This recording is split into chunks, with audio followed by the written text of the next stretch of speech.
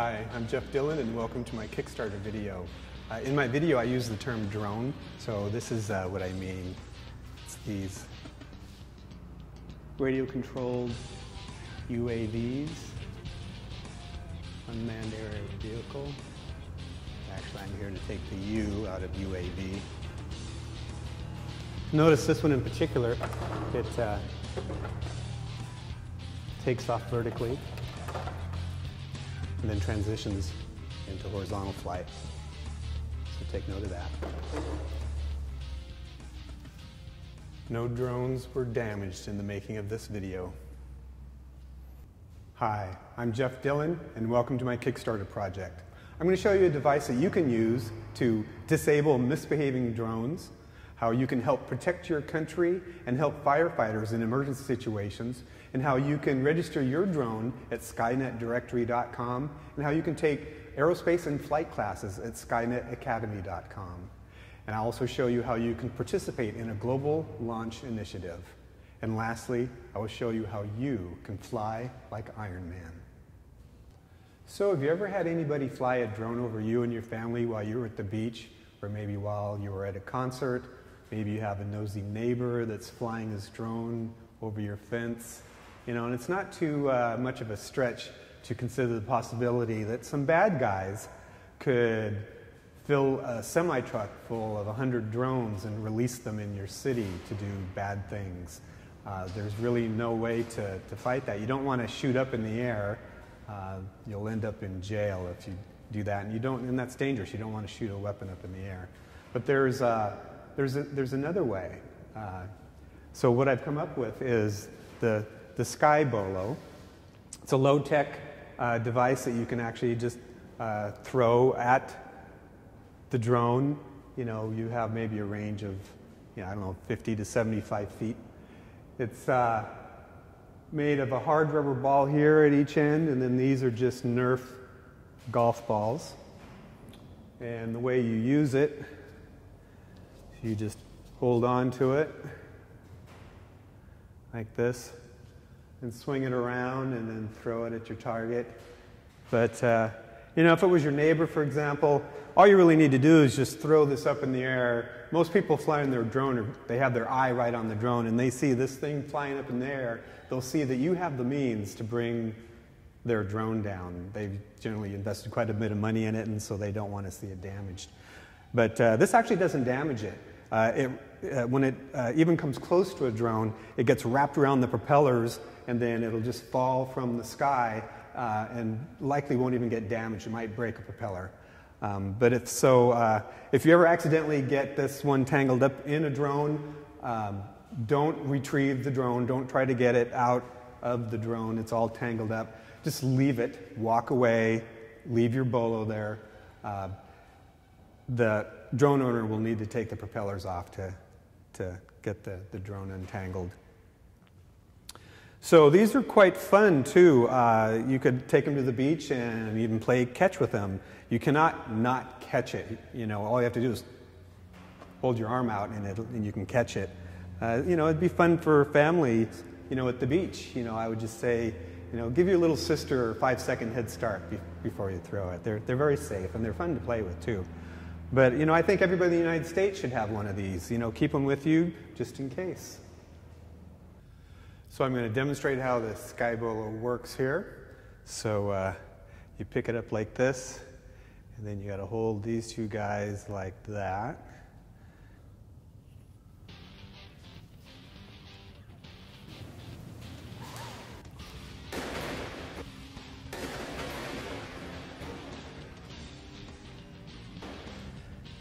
First time. Getting good at this. So there have been several instances recently where drones got in the way of firefighting efforts. People using their drones to take videos of the fire. It actually prohibits or keeps the air tankers from delivering their payload. It prompted the Forest Service at one point to issue a public warning: if you fly, we can't. So drones have been increasingly concerned in emergency situations. And Senator Ted Gaines from California has introduced legislation, Senate Bill 168, which makes it illegal to fly a drone in an emergency situation. It makes it legal to clear the airspace. A man was detained recently for flying his drone near the White House. Drones have become an increasing concern for White House security. So I might envision a not so typical day for perimeter security at the White House. Let's say, for example, an agent is out on patrol by the fence and sees a drone hovering maybe at 25, 30 feet just above the fence, maybe coming over the property.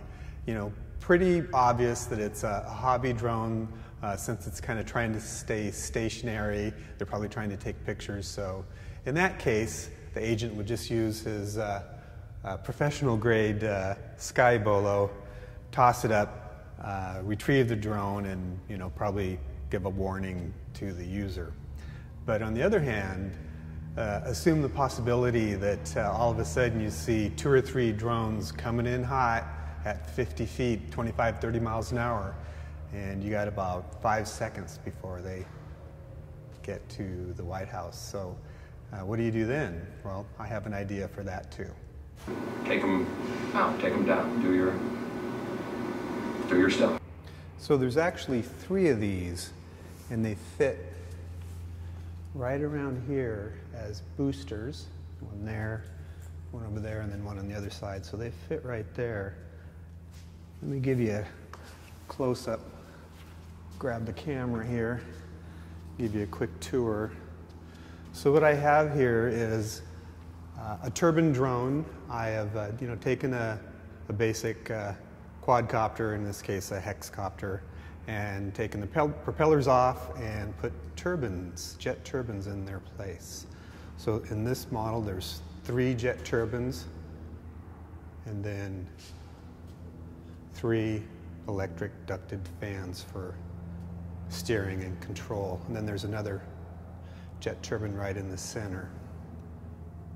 And then an exhaust deflector.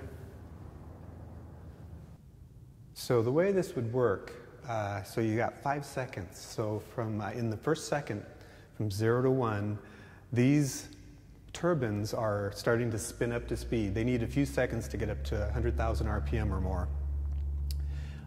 And so they're warming up, and at 1 second, the solid rocket boosters that I showed you fire and launch it about 200 feet up in the air, 250 feet, and each of those motors, the solid rocket boosters, are attached at about 1 degree starboard, so as it rises, it pinwheels, and that pinwheel effect is to keep it going straight for one reason. And then number 2 is through centripetal force, it'll force the gas, actually the jet fuel, in these tanks out towards the jet engines as it rises. So at 2 seconds, this thing is about 150 feet up in the air. At 3 seconds, it's reached apogee and is starting to come back down. The engines now have fuel, they have sufficient speed, RPMs, and they also have the air traveling through them, so that's everything they need to quickly come up to full throttle. So at 3 seconds, this thing is at full throttle. So then it starts to descend, goes into full control. Between 3 to 4 seconds, it's identified its target and has moved in a trajectory towards it. Between 4 and 5 seconds, it's reached 250 miles an hour, and between 5 and 6 seconds, it can either catch and retrieve its target with a sky hook on the bottom, or if there's not enough time, it can simply ram the target with no damage to this craft due to its kinetic energy. So I have one of the jet turbines mounted horizontally here on the test stand, so I wanted to give you a quick tour, show you how it works. We grab the camera here. So here's the turbine mounted securely on the stand. And then the electronics for controlling it. There's a fuel tank, fuel pump, throttle control, and electronics required. So then right behind it here we have the exhaust deflector. We have this steel cone that will deflect the exhaust as it comes out off to the side. And then below that we have the location where you would hook into the cable. And then right here what we're testing is temperature in this region right behind the cone. It should be nice and cool right here.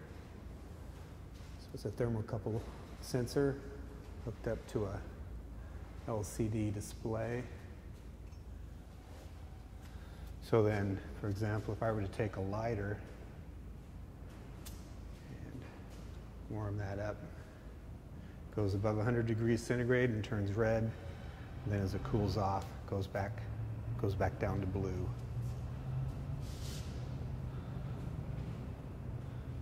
So if you participate in my Kickstarter campaign, you'll see the results of this test.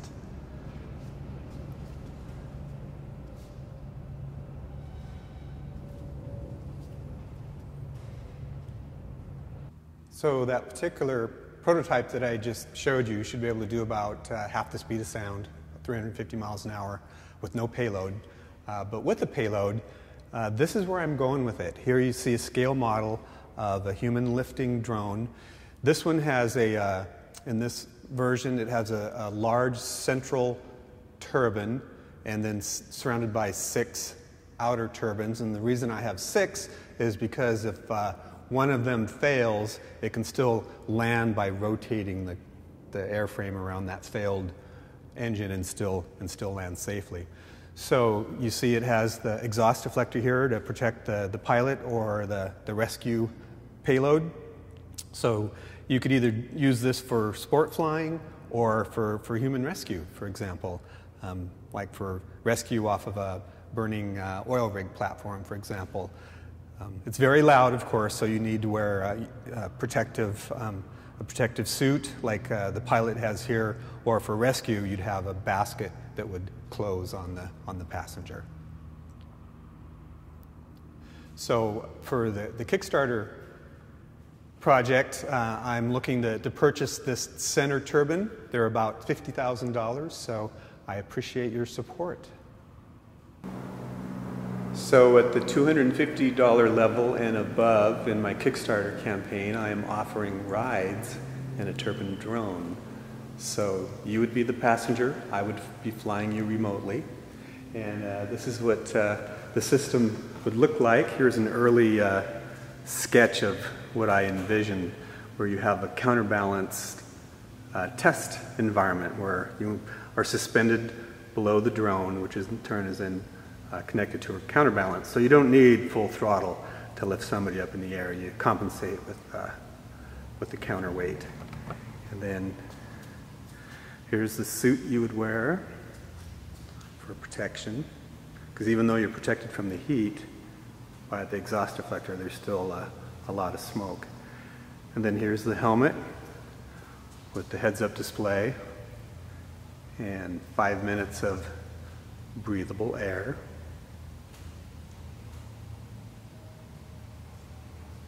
So you'd be wearing that suit. And then this is the test frame that we have so far. Goes up. You can see, zoom in on the counterbalance system. Comes down on either side.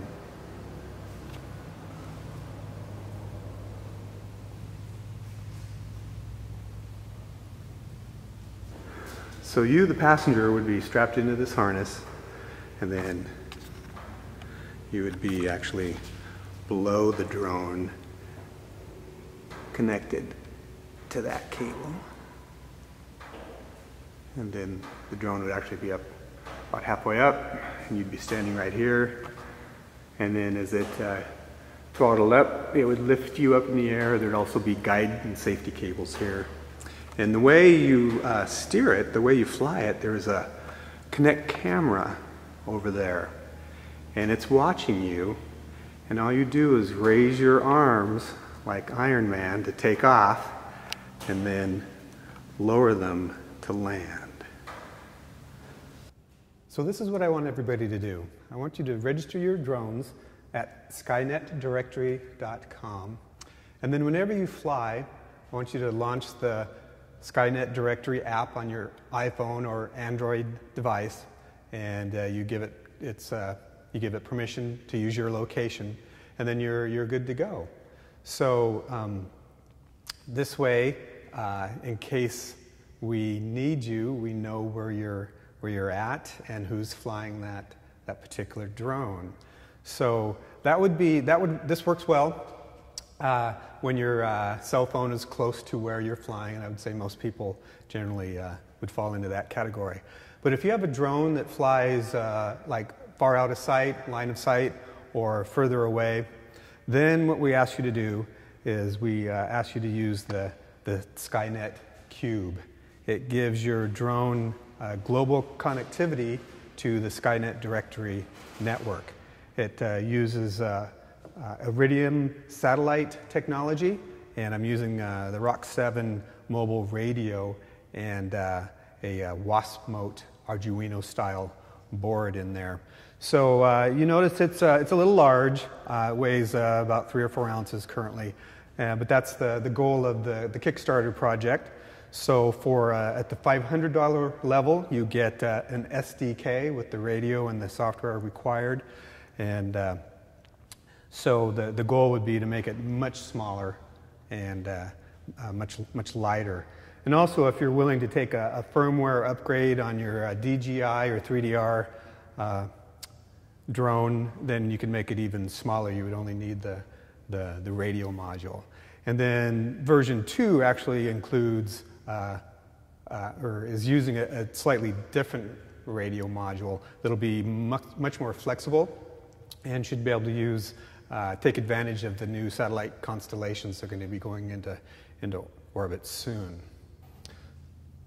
So the way this works is prior to launch, it will announce your drone identifier and GPS location.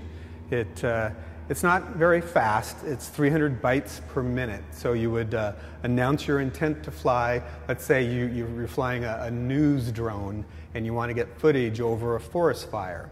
Well, you want to identify yourself first, so you would use the Skynet Cube to do so.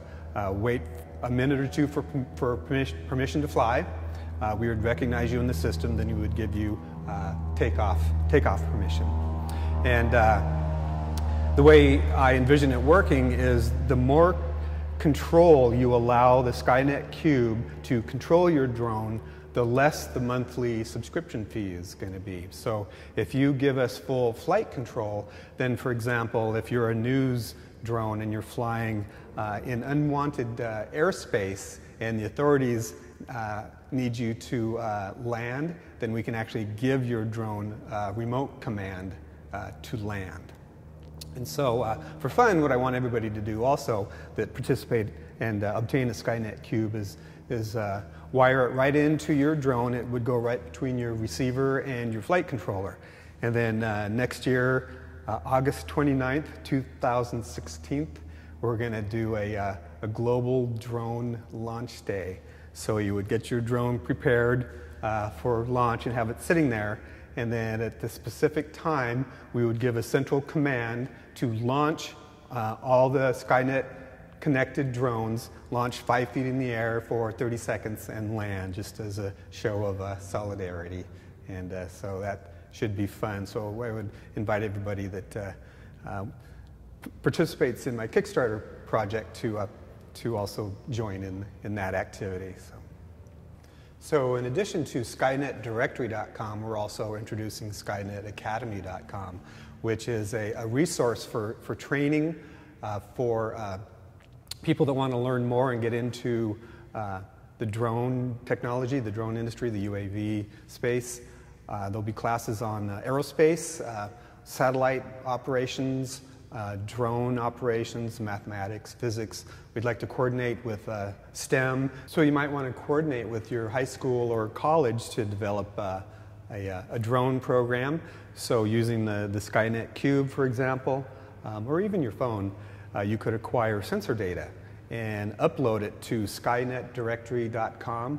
So I envision skynetdirectory.com as being a social media site for drones. No comments or videos or pictures. This is all just machine readable data only. So for example, a high school student might want to take the temperature at various altitudes above their football field and then upload that data set to skynetdirectory.com. And then if another user finds that data interesting and wants to use it, you send the equivalent of a friend request, and then they have permission to use that data. And then if it proves to be useful, then they get the equivalent of a like. So you can consider the skynetdirectory.com as the Facebook for machines.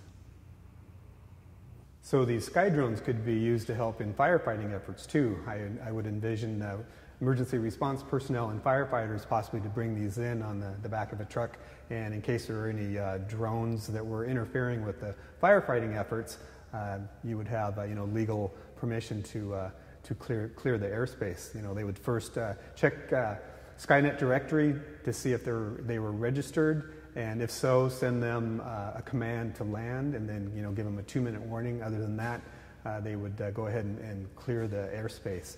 And traveling at half the speed of sound, I predict you could clear 1 square mile per 100 feet altitude per minute. So I invite you to participate in my Kickstarter project. I'll display the various levels here. So you can fly like Iron Man, you can join the Skynet directory and take classes at Skynet Academy, and you can help firefighters and help protect your country. So please participate in my Kickstarter campaign. If not for me, do it for your country.